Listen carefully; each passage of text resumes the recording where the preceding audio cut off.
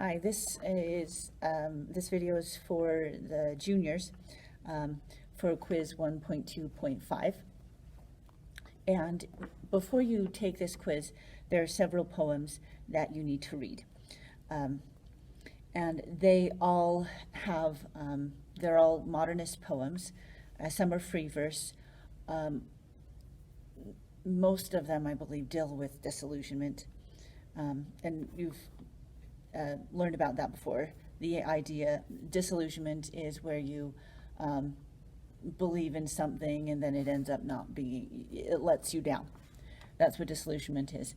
And in these poems, I want you to read them all before you take the quiz, but I'm going to read some of the poems to you, not all of them. You need to read them all, but some of the poems I will read to you, some of the shorter ones. And this first poem that I'm going to read is called Grass by Carl Sandburg. Pile the bodies high at Austerlitz and Waterloo. Shovel them under and let me work. I am the grass. I cover all. And pile them high at Gettysburg, and pile them high at Ypres and Verdun. Shovel them under and let me work. 2 years, 10 years. And the passengers ask the conductor, "What place is this now? Where are we now?" I am the grass. Let me work. Okay, so there's that poem. And then here is another poem. It's called The Red Wheelbarrow. The Red Wheelbarrow by William Carlos Williams. So much depends upon a red wheelbarrow glazed with rainwater beside the white chickens. And that is The Red Wheelbarrow.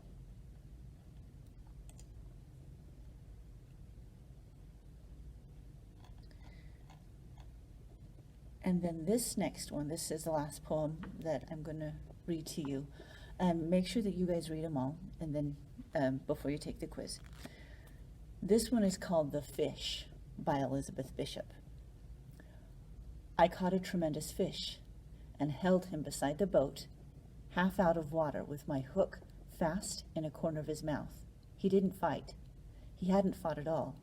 He hung, a grunting weight, battered and venerable and homely. Here and there his brown skin hung in strips like ancient wallpaper, and its pattern of darker brown was like wallpaper, shapes like full-blown roses stained and lost through age. He was speckled with barnacles, fine rosettes of lime, and infested with tiny white sea lice.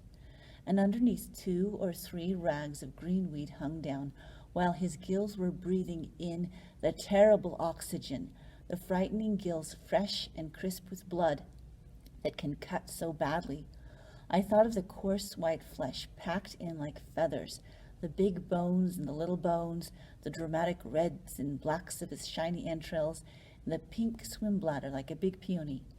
I looked into his eyes, which were far larger than mine, but shallower, and yellowed, the irises backed and packed with tarnished tinfoil, seen through the lenses of old scratched isinglass.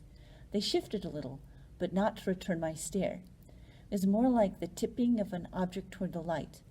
I admired his sullen face, the mechanism of his jaw, and then I saw that from his lower lip, if you could call it a lip, grim, wet, and weapon-like, hung 5 old pieces of fish line, or 4, and a wire leader, with a swivel still attached, with all the 5 big hooks grown firmly in his mouth.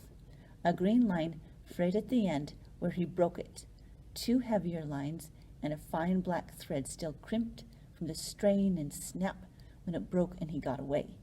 Like metals with their ribbons frayed and wavering, a 5-haired beard of wisdom trailing from his aching jaw. I stared and stared, and victory filled up the little rented boat from the pool of bilge where oil had spread a rainbow around the rusted engine to the bailer rusted orange. The sun cracked thwarts, the oarlocks on their strings, the gunnels, until everything was rainbow, rainbow, rainbow. And I let the fish go.